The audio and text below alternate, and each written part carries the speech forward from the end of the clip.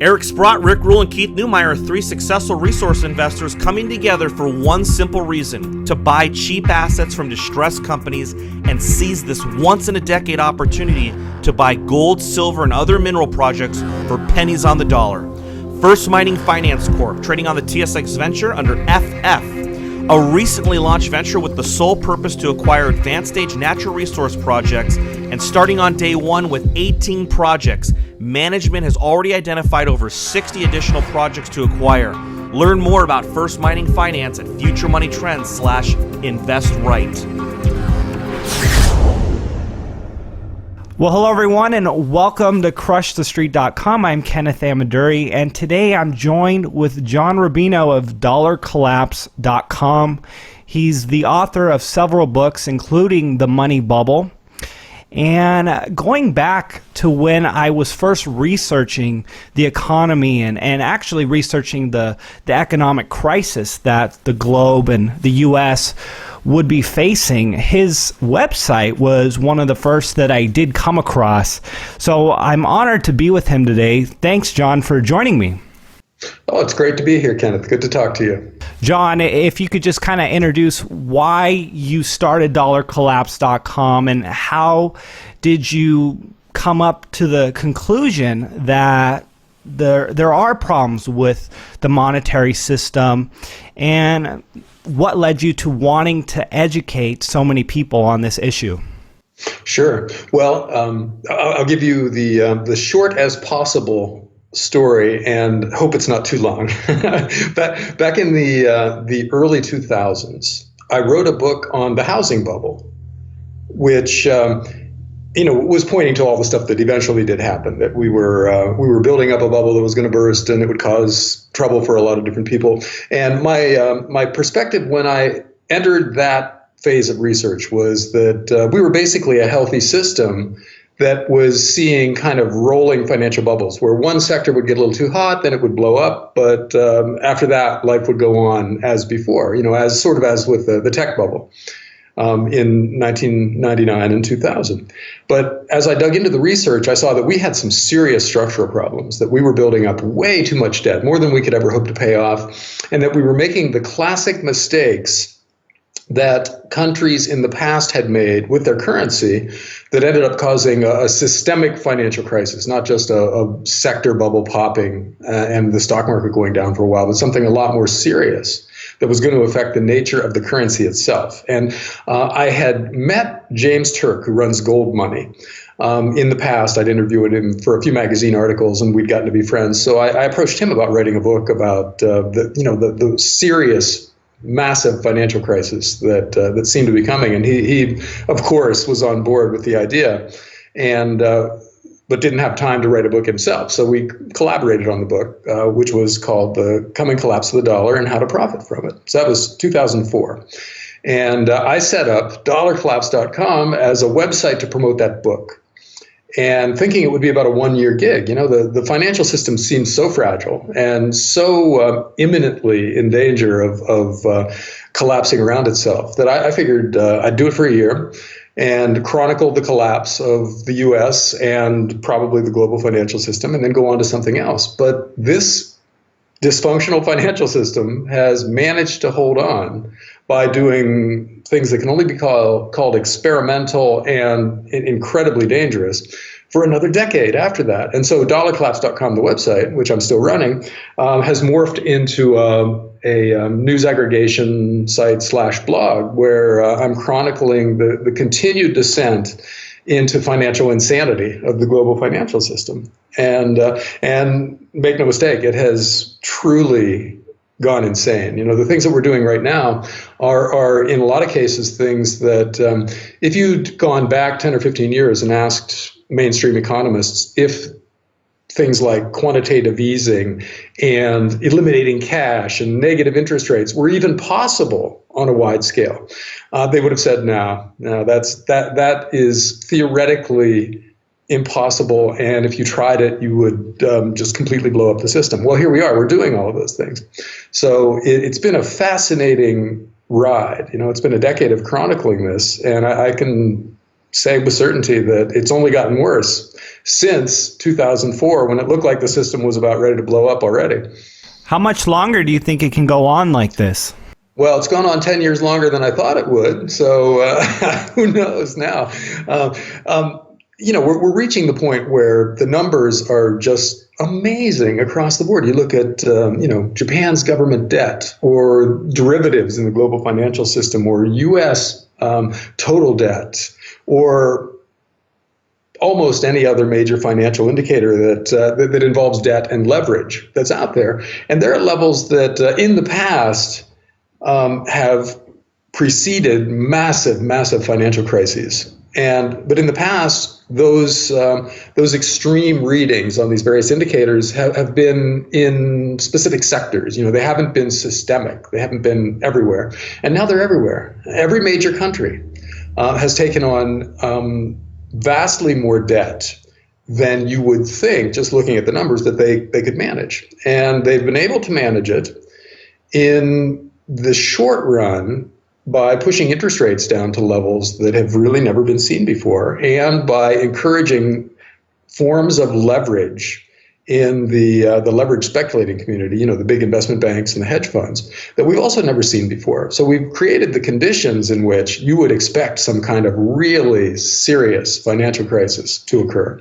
But we've got all these experimental monetary policies out there that so far have been able to delay that inevitability.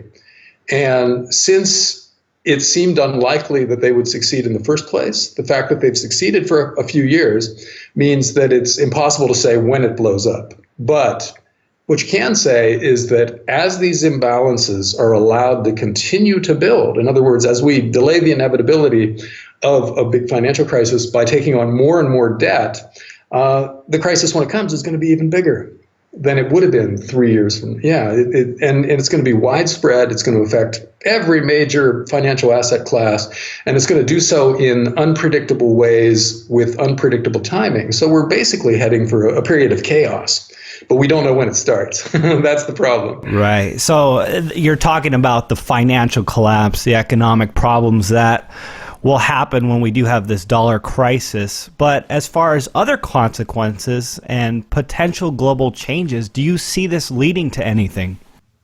Well, there are a lot of trends out there that, allowed to continue, will dramatically change the global economy. And one of them is the flow of financial power from west to east. For instance, China and India and Russia are pretty much buying up all the gold that is produced by the world's gold mines these days.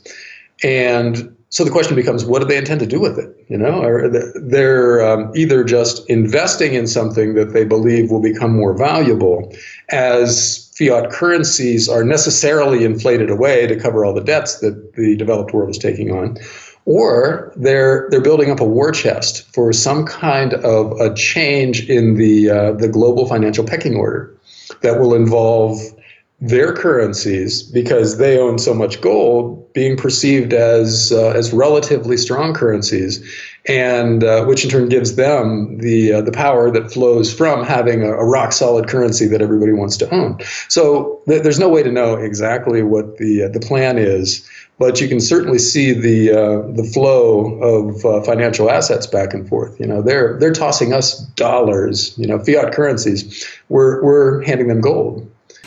Do you think it'll be a pull the plug sort of event, or maybe a slow, gradual decrease of use of U.S. dollars that will just kind of shift the power from west to east, like you put it? Over time, if the developing world currencies, like specifically the Chinese yuan, become mainstream trade currencies. In other words, if you can use yuan to buy and sell on the global markets in some proportion that relates to the size of the Chinese economy, which is now the second biggest in the world, then that means we'll need fewer dollars in the future relative to the size of the economy than we do now, because right now about 40% of global trade takes place in dollars. And maybe 2% takes place in yuan. Well, if you shift the yuan up to 15 or 20%, to reflect the size of the Chinese economy, then the decrease has to come, at least in part, from dollars being in less demand. And so over time, if it happens in a really gradual way, that would probably be good for us from the point of view of the guys in charge, because it would be like us winning the currency war by making our currency less valuable over time and allowing us to sell more stuff overseas, because we price our stuff in dollars, so it's cheaper if the dollar is less valuable. So that would be considered a win by the guys in charge. But of course, it would be bad for lots of other people. Savers. If you're saving in a currency that's going down in value, then your savings diminish in value over time. And so what we're doing as a package with our economic policies are disadvantaging savers. We're telling retirees and eventual retirees, don't bother putting money in the bank, because we've now pushed interest rates down to zero and in some cases negative levels. And so if you're going to save money, and you want to do it in a safe way, you can't do it. You have to just accept the fact that the money you put away isn't going to earn you anything, or it's actually going to diminish in value. Therefore, you've got to take risks. So we're pushing all of the people in the US and around the world who used to be risk averse, who were just trying to sock away some money. We've pushed them out on the risk spectrum where they have to become, in effect, hedge funds, where they're buying equities and junk bonds and foreign assets and things that go up and down in value. So with them priced more or less for perfection today, during the next bear market, a lot of these poor retirees who are just trying to get by on their savings, or the pension funds that are supposed to be investing fairly safely for their clients, are going to find out that they actually lost 30% on their junk bond and equity portfolios in 1 year. And that's going to set them so far back that it's going to be impossible to dig out of that hole.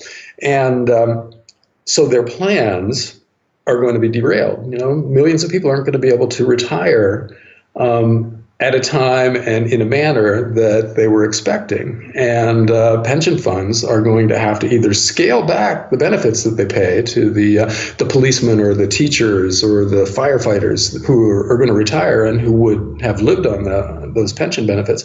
They're going to have to scale those benefits way back, or they're going to have to ask for a lot more money in the near term from those people.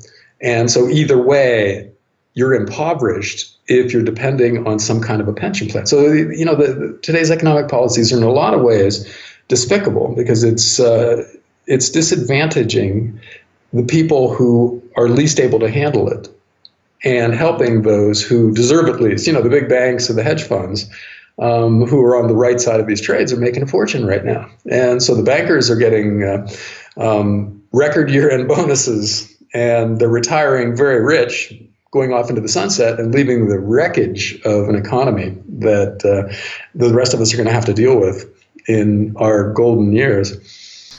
Right. It's artificial stimulus that the government, the Federal Reserve, they're injecting into the economy, and it's creating this very, very scary bubble for all of us, all as savers or just people who aren't prepared. And hopefully people are preparing and doing what they can to prepare for a potential crisis and an inevitable crisis that will happen.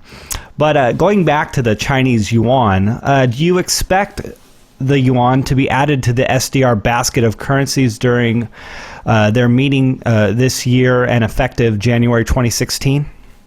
Well, I don't know about the timing, but eventually, sure. It's the world's second biggest economy. So you would think that they would have a leading role in every multinational institution, right? And so at some point, China is going to be invited into all these multinational clubs. And Jim Rickards, who I think is one of, if not the sharpest analyst of this process, says that China doesn't want to overturn the global financial system. It wants to be invited in. And that's its reason for accumulating so much gold, to give it basically an entry ticket, the cover price of being invited into something like the SDR. And so it will announce a much higher level of gold reserves at some point in the future. So let's say 3,000 tons, which puts it in a class with Germany and behind only the US as far as gold reserves. And it'll announce that, but it won't use gold as a weapon to threaten these other currencies. It'll use its gold as a way of saying, look, I'm rock solid. Our currency is just as good as your currency because it's backed by all this gold. So let it play a role in the global economic system. And one part of that role will be in SDR, special drawing rights at the IMF, which is a kind of a alternate currency run by the IMF that is basically a basket of other currencies. So in that sense, it's just as fraudulent as the other fiat currencies, but it's not seen as fraudulent yet. And it's sort of like an asset-backed bond that includes lots of bad mortgages. The bond might still be seen as a valid financial instrument because it looks like it's diversified. It's got all these mortgages, but a lot of those mortgages blew up in 2008, 2009, and it crushed the value of those bonds. Well, the SDR is sort of the same thing. It's a basket of fiat currencies, all of which are being mismanaged, with the possible exception of China's currency.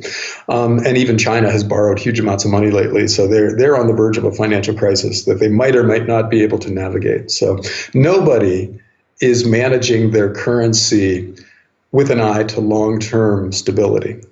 And there's an important reason for that, and that is that once you hand a printing press to a government, the temptation becomes overwhelming to use that printing press to get through the next election and to buy off different constituencies and to invade whoever you want to invade, and basically to do what you think needs to be done in the moment without regard to the future consequences of your money printing. And so everybody's doing it. So all the world's currencies are being inflated away at varying rates. And eventually that's going to be figured out. But in the meantime, people still accept these currencies as something with intrinsic value, and they treat them like actual money. And until that changes, this system can go on for a little while longer. It's all about perception. When it comes to the U.S. dollar, and over the last year, we've seen the U.S. dollar do relatively well against the rest of the world, devaluing their currencies. How long can this go on for, and what are the consequences of the rest of the world doing this to such a large extent for so long?